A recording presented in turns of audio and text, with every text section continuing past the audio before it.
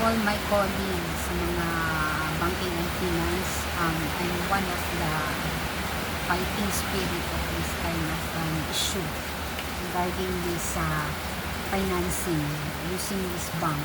And one of these main focus is that how these people receive money from the bank. Of course, there are some rules that they are implementing. So, I don't know if the central bank act as a bank in this matter because it's a world problem. But then, there is a monetary international fund also connected with this matter.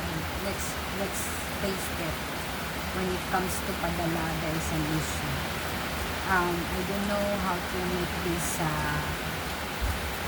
issue because as a main problem also, we have also here Visayas Mindanao have also not following the rules. What are the procedure to follow?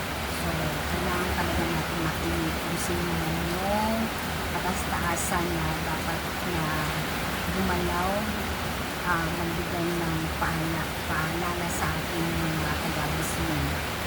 In case there is a actual monitoring. I don't know if there is a practice. Because ako po ay isang concerned citizen and I am also concerning the weather because life is weather lang. Sometimes okay, sometimes hindi okay.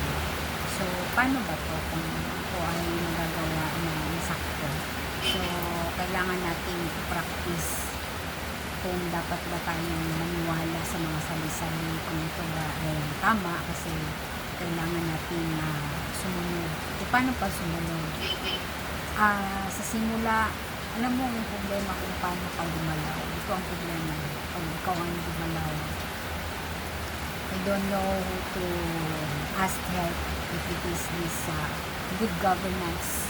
Filipino people are thinking of what are the main goal of their being settling in their position. Mahaba. Bakit kasi ganun mahaba? Isang politician yun the city. Let's say to the family,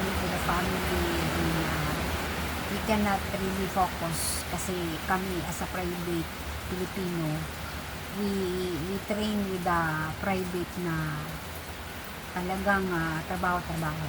So, isang tao sa essay nag-suggest na ganito dapat sana nangyari. Yung dapat papasok sa gobyerno, yung may alam na, yung bang nahasa na, alam na nila yung pamamaraan. Kasi pag pumuntong nagdaan, hindi kasi yan biro-biro Yung dapat kasi nagsisimula yung mga kabataan, I believe that's why private company they accepting yung mga young generation kasi doon sila nahukulma. Pag ganun doon sila nahukulma, pagdating nila sa government, alam nila yung mga prinsipyo kasi nanggaling sila sa private. Kaya I am really thankful that I came from private kasi alam na nila yung pamamaraan kung paano gumalaw ng malinis. Kasi hindi po pwede, kasi pag you are in the government, hindi nila kailangan yung tagalinis kasi sila mismo yung tagalinis, nag-aayos sa sarili niya opisina. Hindi kasi kailangan na may katulong pa sa opisina, hindi walang ganun sa government, ay stay sa private. They usually work with their own places, yung talaga yung table nila, inaayos nila yung sarili nila. Ayaw nila yung magulo kasi ayaw nila yung may tagalinis ba sa opisina. Well, this government, ito ang kasing problema Pag andyan ka, pumasok ka, and then yung tinatrabaho mo ba, yung hindi mo pa alam, dun mo sisimulan. Kasi na-practice ng iba kasi pa ganun na sa anak ng mga relatives na nako-connect. Kasi pag ang advantage kasi pag nasa private ka kasi may alam ka. Alam mo yung daloy ng pagproseso. That's why they suggesting, someone tell me, dapat kasi daw, pag tumungtong ka sa gobyerno, dapat yung may edad ka na. Ganun. Kasi nangyayari kayo, hindi. Ganun. Baliktad.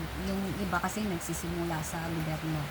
Hindi nila alam ba, yung pasikot-sikot. Hindi nila yung pasikot-sikot na dumadaan na pera.